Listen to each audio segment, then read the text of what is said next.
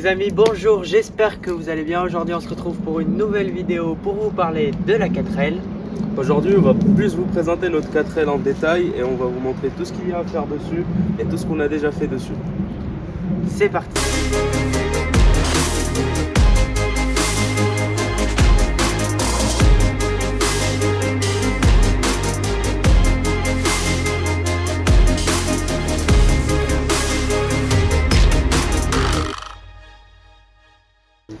Du coup pour notre 4L, elle a déjà participé au 4L Trophy en 2020 et on compte bien repartir pour 2023. Alors pour ceux qui ont des travaux à faire dessus, hier on a fait une vidange complète et on a changé le filtre à huile. Et après on a remarqué que quand on l'a essayé qu'il y avait un petit problème de parallélisme à régler. Et elle tire un peu de ce côté à gauche. Un peu à gauche. Du coup, il y aura un parallélisme à refaire dessus. Et à ce niveau-là, donc on a une aile à refaire complètement. On a racheté une aile pour la repeindre et la refaire, quoi. La reposer dessus.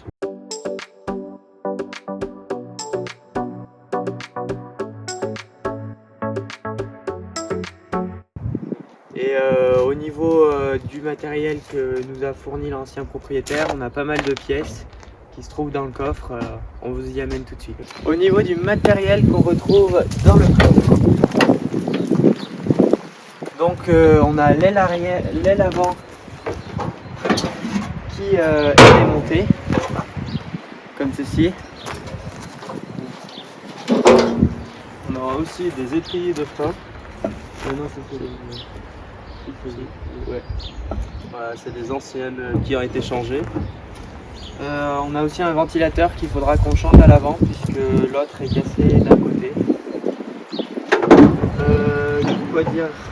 On a ici, c'était l'ancien carburateur qui a été changé. Parce qu'on est passé sur un gros carburateur qui est 32 mm, donc ça permet d'avoir une 4L qui tourne un peu mieux puisqu'elle passe de 34 chevaux à un peu plus de 40 chevaux. Là, un vide-poche à l'avant qui nous manque, qu'il faudra remonter. Là, on a les anciens amortisseurs qui étaient dessus, mais qui ont été puisque changés. Les 4 ont été changés sur la voiture. Il y a aussi un ancien tableau de bord qui a été changé. On récupérera certainement la boussole qui est obligatoire du coup pour participer au 4L Trophy. Après on a récupéré de l'isolant aussi pour faire un aménagement intérieur de la voiture. Mais on a déjà commencé hier à nettoyer toute la partie arrière pour enlever toutes les poussières, tout ce qu'il y avait, tout ça. Puisqu'on va faire un traitement aujourd'hui du planche arrière sur tous les points de rouille. On va mettre de l'anti-rouille et on poncera un peu pour le repeindre et stopper le phénomène de rouille. On a aussi donc pas mal de matériel neuf. On a des disques de frein neufs. Ouais. On a un filtre à air aussi qui est neuf. Du coup, on le montrera peut-être tout à l'heure. Au niveau des roues, donc on a 8 roues complètes. Donc on a 4 roues qui étaient montées au départ avec des pneus cross pour sortir dans le désert. Seulement il y en a une qui a éclaté, c'est pour ça que l'aile avant, donc elle est abîmée à ce niveau là. Du coup ce qu'on va faire, c'est qu'on va remonter sur cette roue là un pneu cross, au moins comme ça on en aura 4 tout neufs. Et aussi, on a vu que dans la voiture, il y avait des jantes alpines qui ont été montées à l'avant de la voiture. Et en fait, ces jantes-là, il y aura les pneus à changer parce qu'on a remarqué qu'il y avait de l'usure à l'extérieur des pneus. On a eu une usure prématurée à cause du parallélisme. C'est à cause du parallélisme. Et par exemple, là, on voit que celui-là, il est un peu plus sain que celui-là, mais il y aura un travail, on va un peu poncer ces pneus et remettre une couche de noir. Les jantes, on va les retravailler un peu parce que celles-là sont plus abîmées que les autres devant.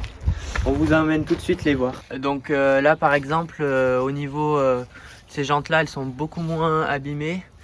Et du coup, ces pneus, on suppose qu'ils étaient à l'arrière puisque tout simplement, au niveau du parallélisme, ils sont propres. Enfin, il n'y a pas eu d'usure prématurée, le pneu est plutôt bon. Pareil de ce côté, du coup, Les jantes sont en bien meilleur état là, celles qu'on a montées à l'avant. Et les pneus sont bons, du coup on n'aura pas de travail de ce côté-là. Après par contre on aura un travail au niveau des roulements. Puisque les roues, lorsqu'on les a essayées hier en fait, elles étaient un peu... enfin il y avait un bruit de roulement. Et du coup je pense qu'il faudra qu'on change les roulements. Alors là, sous le capot, quand on ouvre, on remarque qu'il y a quelques fils qui ont été un peu bidouillés pour un peu l'électrique, donc il faudra un peu revoir le circuit électrique. Il y a là quelques fils qui sont dénudés ici aussi parce qu'il y avait des parlettes qui étaient par là, qui étaient branchées ici. Donc il y a ça à refaire. Ici, au fond, tout au fond, on avait changé hier le filtre à huile. Donc c'est un nouveau filtre qui a été mis ici. Et on a fait une vidange complète du moteur. Là on voit qu'il a fait installer un système pour le lave-glace, un système électrique qu'on a essayé et qui marchait plutôt pas mal. Plutôt bien, ouais. Et là du coup, comme on l'avait dit tout à l'heure, on voit sur le ventilateur qui est cassé, donc il faudra changer. Mais sinon le moteur roule très bien. Après l'essai, franchement il nous a surpris.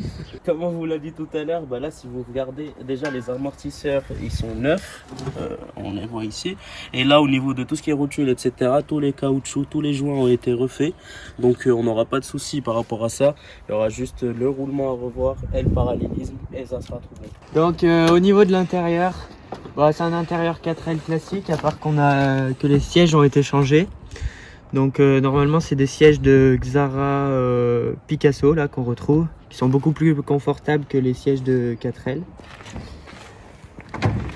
Après si vous connaissez pas le système des 4L, donc au niveau du passage de vitesse, donc on a un levier de vitesse qui est comme ça.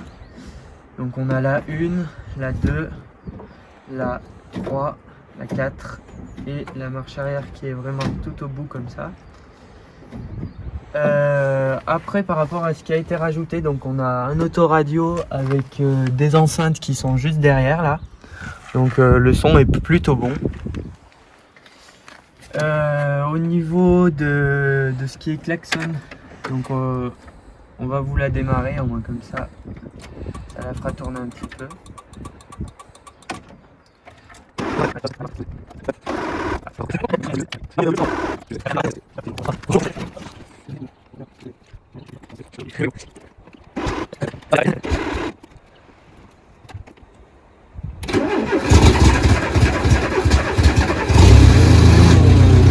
Et voilà.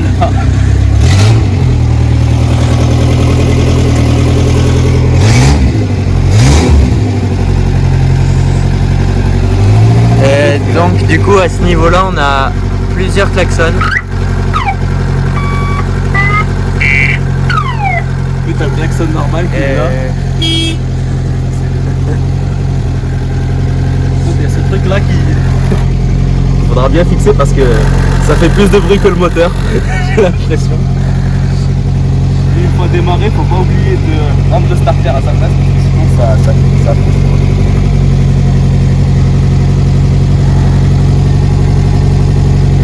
Je vais revenir à ça.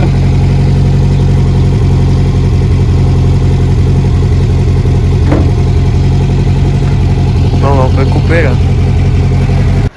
Du coup on va partir se changer pour finir un peu ce qu'on a attaqué hier. Donc on aura pas mal de boulot encore à faire aujourd'hui et continuer sur ce qu'on a du coup commencé hier. En attendant, n'oubliez pas que notre cagnotte Lydia est toujours en ligne. Vous trouverez le lien en description. Donc je vous rappelle. Et pour tout don de 20 €, et vous aurez votre nom sur le toit de la 4L. Gravé. On vous laisse y aller le temps qu'on aille se changer. Allez, c'est parti. Salut. Du coup, voici notre nouvelle aile. Donc là, on a déjà passé une couche d'après. Il va falloir la reponcer et passer une couche de blanc, une première couche de peinture. C'est parti.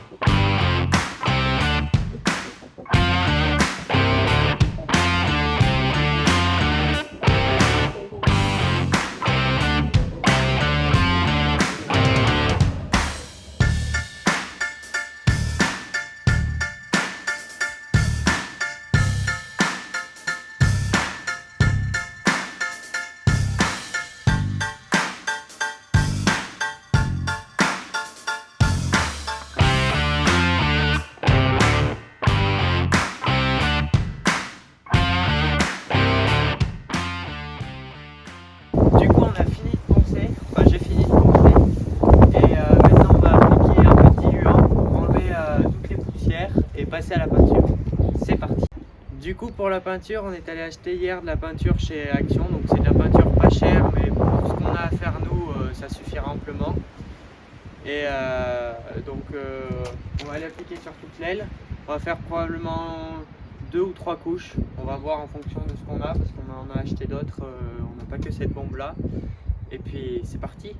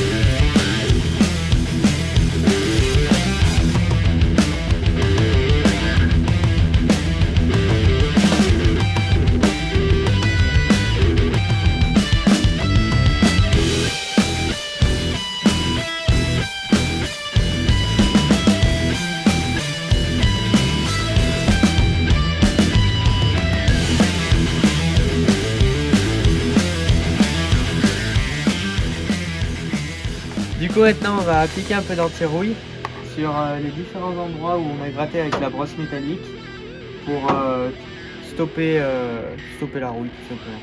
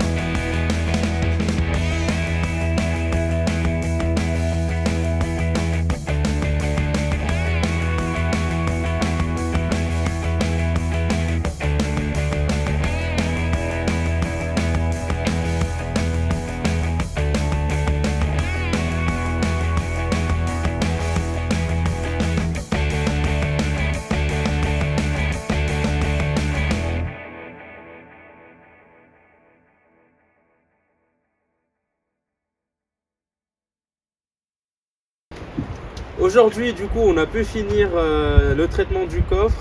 On a mis du coup de l'anti-rouille et on prévoit bientôt de mettre une couche de peinture pour finir. Concernant l'aile, du coup, elle était quasiment finie d'être peinte, seulement on a eu un petit problème avec le vent comme vous pouvez le voir dans la vidéo. Je vous laisse imaginer le résultat. Bon, on doit faire un peu de ponçage et rattraper la petite bêtise. Et il nous reste aussi les jantes à finir. Il faudra poncer les jantes et y remettre une couche de noir.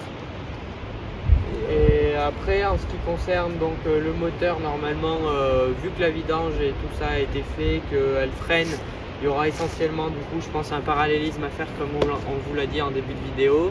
Mais pour ça, on attend de monter l'aile et pour aller faire un contrôle technique, au moins comme ça, on sera fixé sur les points importants à faire. On vous laisse du coup pour aujourd'hui. N'hésitez pas à nous suivre sur nos réseaux sociaux, sur TikTok, Facebook, Instagram et sur YouTube si vous n'êtes pas encore abonné. Et à très vite dans une prochaine vidéo. Allez, ciao!